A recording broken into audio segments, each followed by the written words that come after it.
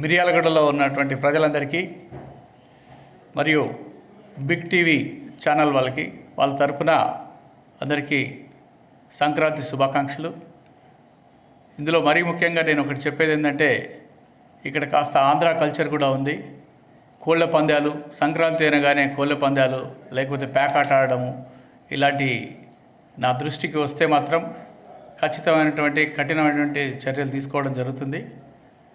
నేను అందరు ఫ్యామిలీస్కు ఎస్పెషల్గా ఉమెన్ అండ్ చిల్డ్రన్కి రిక్వెస్ట్ చేసింది అంటే, మీ భర్తలు మీ సంపాదించిన డబ్బుని ఇలా వృధా చేయనీయకుండా మీరే కంట్రోల్ చేయండి.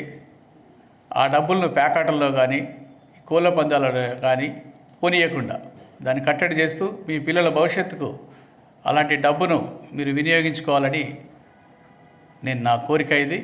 మీరు అలా చేస్తే మీ పిల్లల భవిష్యత్తుకు ఉపయోగపడుతుంది.